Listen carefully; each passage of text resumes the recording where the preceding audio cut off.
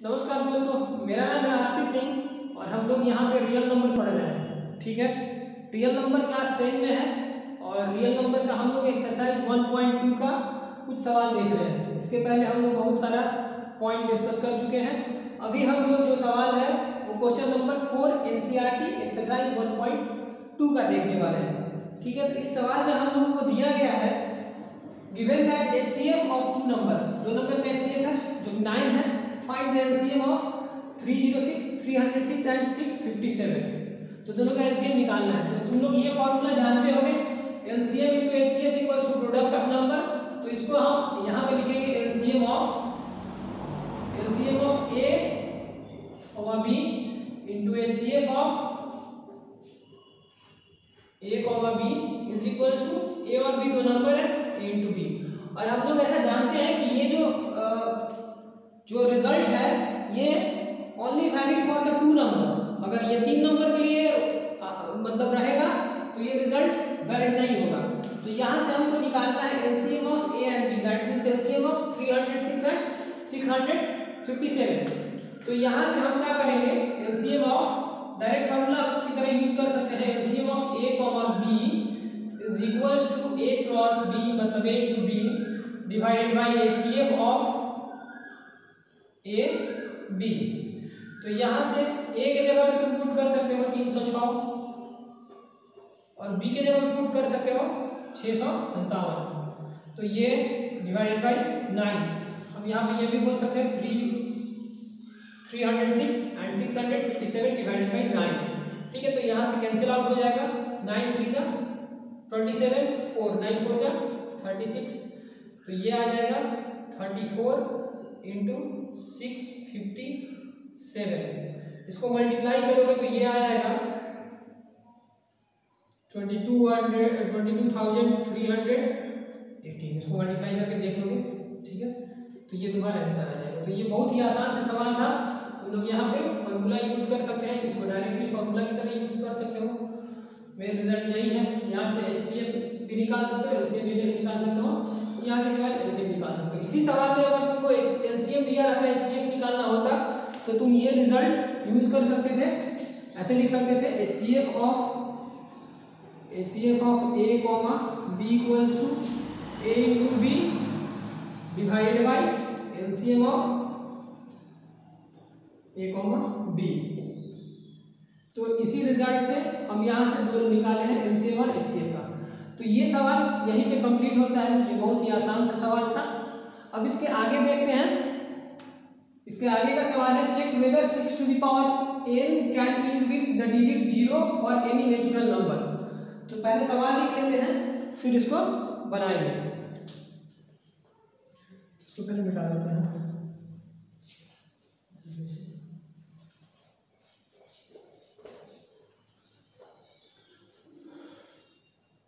इसी में आगे है क्वेश्चन नंबर 5 है। क्वेश्चन नंबर 5 पर है check whether 6 to the power n can end with the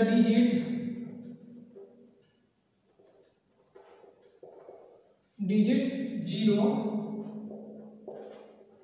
for any natural number n।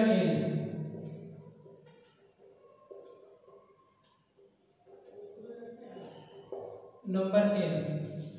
अब क्लास 10 का बच्चा इस सवाल को देखेगा तो उसको थोड़ा डिफिकल्ट लगेगा, बट वैसा कुछ इसमें डिफिकल्ट है नहीं। पहले इस सवाल को हम लोग अच्छे से समझ लेते हैं, फिर हम क्या करना है उसको सॉल्व कर लेंगे। ठीक है, तो यहाँ 6 to the power n है, तो पहले इसके मतलब कॉन्सेप्ट को समझो। 6 to the power n है तो नेचुरल नंबर मेरा क्या हो सकता है, n equals to 1 2 3 4 dot dot dot up to infinite. तो 6 to the power 1 अगर रखोगे, 6 to the power 1 रखोगे तो क्या आएगा, 6 आएगा। 6 to the power 2 रखोगे तो क्या आएगा, 6 into 6 दैट मींस 36। यहाँ पे 6 to the power 3 रखोगे तो क्या आएगा, 6 into 6 into 6 216 आएगा। ठीक है, तो 6 to the power 4 रखोगे तो क्या आएगा, 6 into 6 into 6 into 6, 36 into 36 multiply कर लोगे तो हमको लग रहा है 1296 आ जाएगा। ठीक है, इधर मल्टीप्लाई करके क्रॉस चेक कर लेते हैं। 6 216 108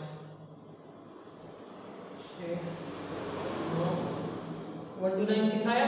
तो देखो यहाँ पे मतलब 6 का कोई भी हम अगर n के जगह पे 1 रख रहे हैं तो ये 6 आ रहा है लास्ट डिजिट। मतलब इंटू किस पे कर रहा है, 6 से इंटू कर रहा है, फिर 2 पे भी 6 से इंटू कर रहा है, 3 पे भी 6 टू द पावर 3 पे भी 6 से इंटू कर रहा है, 6 टू द पावर 4 पे भी 6, मतलब 6 हमेशा यहाँ पे 6 पे ही इंटू कर रहा है, ये 0 पे इंटू नहीं कर रहा है। अब ये तो ये रहा, ये तो यहाँ से ये हमको पता चला, ये तो कर करके देखें। अब यहाँ से एक रिजल्ट हम लोग पढ़े होंगे पिछले क्लासेस में, इसी में रियल नंबर में ही, कि for any number to be end with 0, for any number to be end with 0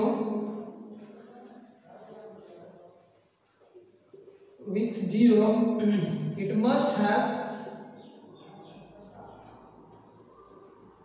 2 and 5 as its prime factors, as its prime factors।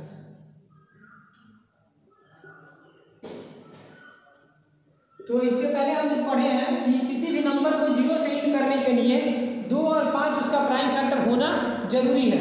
वो भी यहाँ पे पहले हम लोग समझ लेते हैं कैसे होगा वो।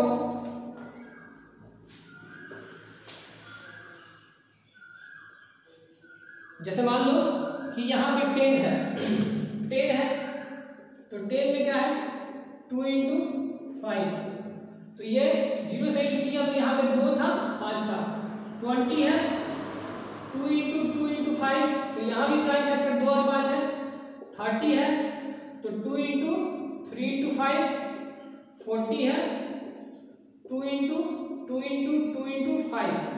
तो किसी भी नंबर को 0 से इंड करने के लिए उसका प्राइम फैक्टर 2 और 5 होना चाहिए। दोनों में से अगर कोई एक भी होगा तो भी नहीं होगा। ठीक है, तो ये रिजल्ट का यूज करेंगे for any number to be end with 0, for any number to be end with 0 it must have 2 and 5 as its prime factor.